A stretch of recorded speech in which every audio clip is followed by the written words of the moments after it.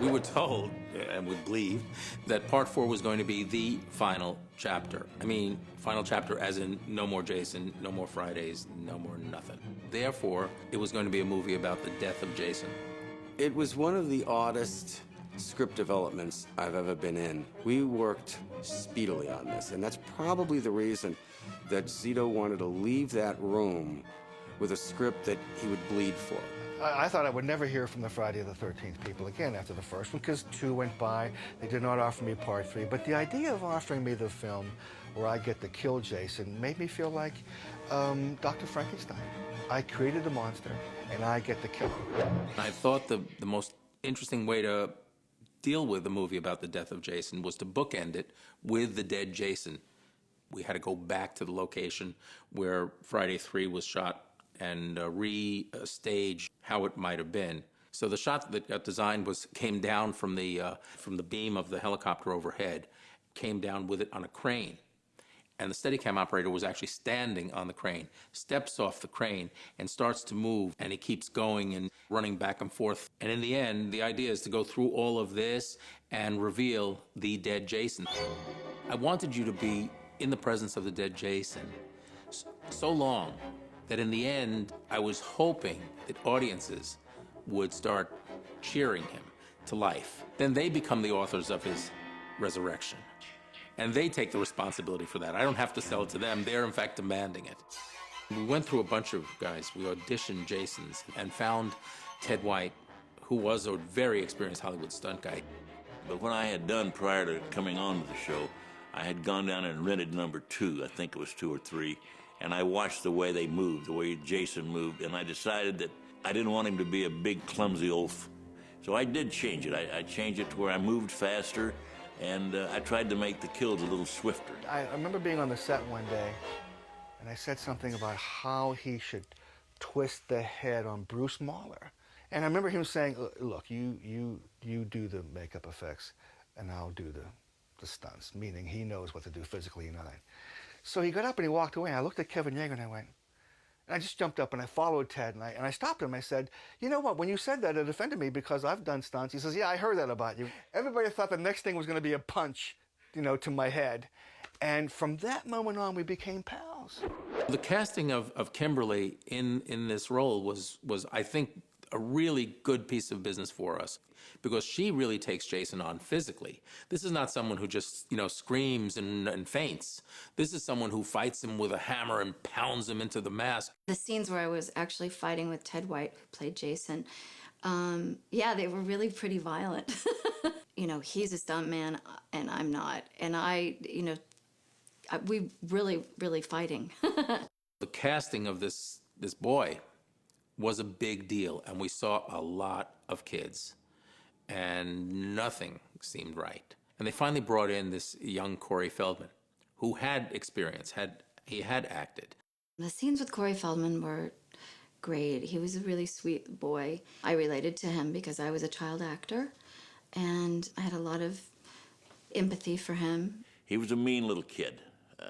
When I say mean, he was very, very active on the set. He wasn't very well-mannered, and when I finally got to the scenes where we were upstairs and I had my hand so close to him that I could have gotten a hold of him. Still, he could take direction, and he knew the lines, and he would do them and do them over again, and didn't, wasn't cranky and wasn't childlike. He was professional. I have to say this, as mean as he was very good in the film. I liked him. I liked the way he did it, and I liked the way he worked. I felt like he had the energy of an adult as opposed to that of a kid. Some of the kills in the film were designed by script in advance, cooked up, in the writing process. More of the kills, or some of the better kills, I think, were designed once we had all the special effects people aboard. When Jason kills the nurse, I had tubing glued to her leg so the blood would trickle down the side of her leg. But the tubing had come loose. So when Jason was killing her, there was just a squirt of blood from right in the middle between her legs, hit the floor and formed a puddle, and she peed blood.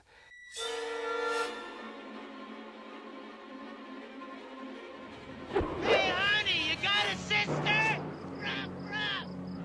Tom sat down and went through with me exactly physiologically what would happen if I was being stabbed through the throat, that it would pierce the voice box, that, you know, all the things that it would go through and what would happen to you, what would happen to your voice, so that I could incorporate that as an actor. He had his hand on my head, but you will be absolutely safe, but don't fight me.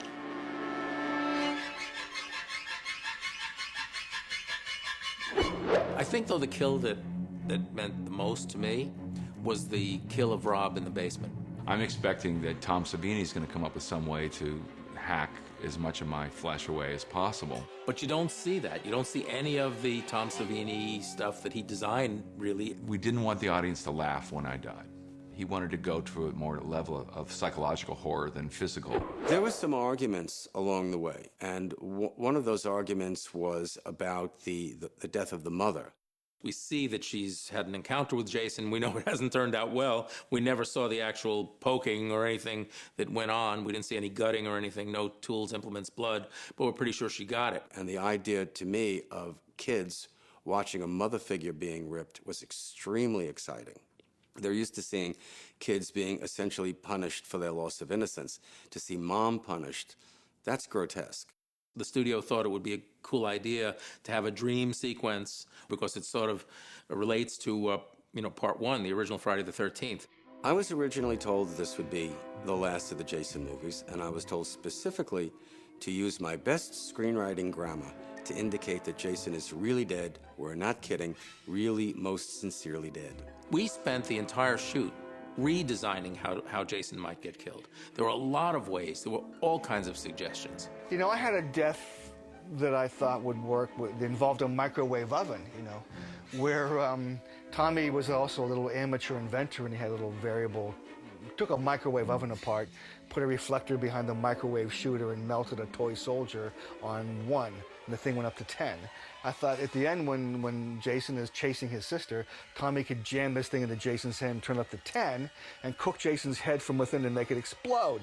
But as we got close to the end, it became clear that the best idea was the most direct one, because what happens is it lets your characters really do the killing. So I asked Joe for 2 things. 1, can I take his mask off? Joe said yes. I said, 2, can I have him touch Trisha's breast? And Joe said no. I think the act of touching the breast would have rendered him so completely human that he has finally thought of something else to do with girls that doesn't involve killing them. That was the moment that he was completely vulnerable, as we all are in moments of love. And so what I did was I wrote a scene where instead of cutting his head off, which in a sequel he could walk around with it under his arm or in a box, I split his head open from top to bottom with that machete, the way you cut an artichoke in half. And I thought that was at least sufficiently different to think, okay, this is over. But John Vulich one day held up the Dawn of the Dead machete that I put into Lonnie Lisa's head. I said, that's it. We'll have Tommy whack Jason in the head with the machete, but let's go further and have Jason fall on his knees, fall on the machete, and slide down the blade. And then I get not a rewrite, but an update on how we're not really going to put the machete through his head from top to Adam's apple, but we're going to do something different, like through the eye. And I knew then that they were leaving room for a sequel. Every death was fast. And then when Jason died, it was slow. So having to trim the effects down to perhaps satisfy the ratings board helped in punching up the effectiveness and the shock of Jason's death, because we got to show that. I wanted to leave something for people to build on for the subsequent series.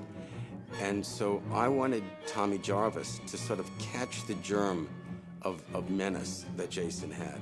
And that's why I was building him slowly into a character who at the end could become Jason. That scene in the hospital room where I had to put my hand around him, and they said for me to put my hand at the base of his neck so that I would hide the wrinkles from the skull cap. There's a scene that's not in the film where Tommy is at the water fountain.